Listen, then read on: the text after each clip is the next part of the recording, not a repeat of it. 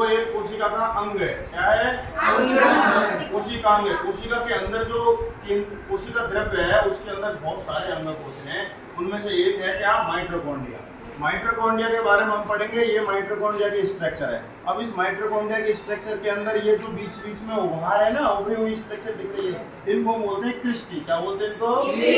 क्योंकि ये बीच बीच में उभार है, इनको हम क्रिस्टी बोलते हैं। और ये जो गोल गोल दिख रहे हैं इनको बोलते हैं राइबोसोम, क्योंकि माइटोकॉन्ड्रिया के अंदर अपना खुद का राइबोसोम और खुद का डीएनए होता है। इसमें डीएनए भी है। ये इसकी आउटर कवरिंग है जो ऊपर की तरफ लगी हुई है, इसकी बाह्य झिल्ली है, और ये जो अंदर लगी है आंतरिक कवरिंग है, अंतर झिल्ली है। इन दोनों के बीच में इंटर मेम्ब्रेन स्पेस है, यानी कि झिल्लियों के बीच में छोटी थोड़ी सी जगह है। अब देखिए, ये इसका मैट्रिक्स, इसको बोलेंगे हम मैट्रिक्स बोलते हैं, और राइबोसोम्स। यदि मैं माइटोकॉन्ड्रिया के बारे में बात करूं तो आपको 4-5 चीजें हैं जो याद रखनी चाहिए। उनमें से पहली चीज है, ये प्रोकैरियोटिक कोशिकाओं में अनुपस्थित होता है। कैसी में? प्रोकैरियोटिक। अब आप प्रोकैरियोटिक और यूकैरियोटिक को मैंने पहले पढ़ाया था। प्रोकैरियोटिक का मतलब होता है प्रो मतलब प्रिमिटिव, प्रिमिटिव मतलब पुराना, पुराने का मतलब होता है ऐसा कोशिका जिसके अंदर, या ऐसी कोशिका जिसके अंदर जो केंद्रक है वो स्पष्ट नहीं है, स्पष्ट नहीं है।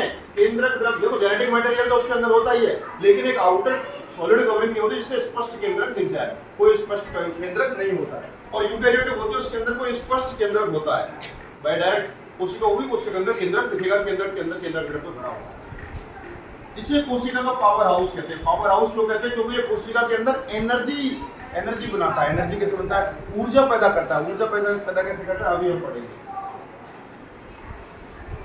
ये दोहरी झिल्ली वाले होते हैं। दोहरी झिल्ली का मतलब होता है ये डबल लेयर होते हैं। देखो डबल लेयर है ना, इनर और आउटर मेम्ब्रेन, डबल लेयर होते हैं, दोहरी झिल्ली वाले होते हैं। सभी यूकैरियोटिक में, मैंने आपको पहले बताया, जब ये प्रोकैरियोटिक में उपस्थित नहीं होता तो यूकैरियोटिक में उपस्थित होगा। तो ये जो यूकैरियोटिक सेल होती है उसके अंदर सभी उपस्थित होता है।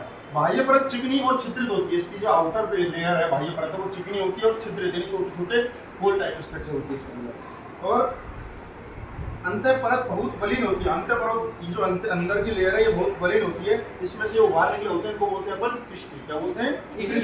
क्रिस्टी बोलते हैं इनको। माइटोकॉन्ड्रिया की सर्वप्रथम 1880 में कॉलिकर ने इसको सबसे पहले देखा था। जिसने देखा? कॉलिकर। अच्छा, अल्टमान और सी बेंडा इसी के नाम पाते हैं। माइटोकॉन्ड्रिया को माइटोकॉन्ड्रिया नाम दिया था सी बेंडा। किसने? सी बेंडा, साइंटिस्ट का नाम है ये, कॉलिकर की साइंटिस्ट का नाम है। ठीक है, सबसे पहले इसने देखा कॉलिकर। अब इसमें मतलब जो माइटोकॉन्ड्रिया होता है उसके अंदर अपना खुद का डीएनए होता है, और खुद का डीएनए होता है, और ये खुद के राइबोसोम होता है। राइबोसोम और डीएनए इसके पास होते हैं। ठीक है, अब बात आती है सर ये माइटोकॉन्ड्रिया करता क्या है, अपने शरीर के अंदर क्या काम करता है? तो माइटोकॉन्ड्रिया अपने शरीर के अंदर दो काम करता है। पहला, माइटोकॉन्ड्रिया ऊर्जा का निर्माण करता है। क्या करता है? ऊर्जा का निर्माण। जैसे अपन के घर के लिए जो ऊर्जा का निर्माण है वो वहाँ हो रहा है ना, जो ये जो पावर हाउस लगा हुआ है वहाँ से लाइट आ रही है, तो इसी प्रकार से हमारे शरीर के लिए ऊर्जा का निर्माण कौन करता है? माइटोकॉन्ड्रिया करता है। कोशिकाओं के लिए ऊर्जा का निर्माण कौन करता है? माइटोकॉन्ड्रिया। अब माइटोकॉन्ड्रिया जो होता है वो ऊर्जा पैदा करता है एटीपी के रूप में। किसके रूप में? एटीपी। अब बोले तो एटीपी क्या है? एटीपी होता है एडिनोसिन ट्राइफॉस्फेट। एटीपी का फुल फॉर्म है एडिनोसिन ट्राइफॉस्फेट, इसको बोलते हैं एटीपी, एडिनोसिन ट्राइफॉस्फेट। यह है क्रेब्स चक्र या कोशिकीय श्वसन का मुख्य स्थान है।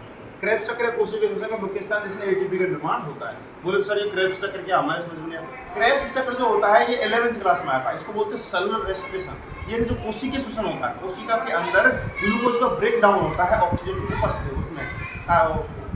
जो ग्लूकोज है हम खाते हैं ग्लूकोज, उसका ब्रेक डाउन होता है, टूटता है, तो ऑक्सीजन पैदा होती है, एनर्जी पैदा होती है। उसको हम एनर्जी को इकट्ठा करते हैं एटीपी के फॉर्म में शरीर के अंदर, इसको बोलते हैं एडिनोसिन ट्राइफॉस्फेट। अब माइटोकॉन्ड्रिया के अंदर आपको कोई भी क्वेश्चन हो तो आप पूछ सकते हैं। क्या बोला, क्या बताया मैंने? डबल लेयर होता है, डीएनए इसके अंदर होता है, राइबोसोम इसके अंदर होता है, क्रिस्टी इसकी इंटरनल लेयर है, उसको उभार होते हैं, उनको क्रिस्टी बोलते हैं, है ना। यूकैरियोटिक में प्रेजेंट होता है, प्रोकैरियोटिक में नहीं मिलता है ना। और एनर्जी का फॉर्मेशन करता है, एटीपी के रूप में बना के रखता है। क्रेब्स साइकिल यानी क्रेब्स चक्र और कोशिकीय श्वसन के अंदर इसका महत्वपूर्ण स्थान होता है। बोल सबसे पहले इसको सर्वप्रथम 1880 में कॉलिकर ने देखा था। ठीक है,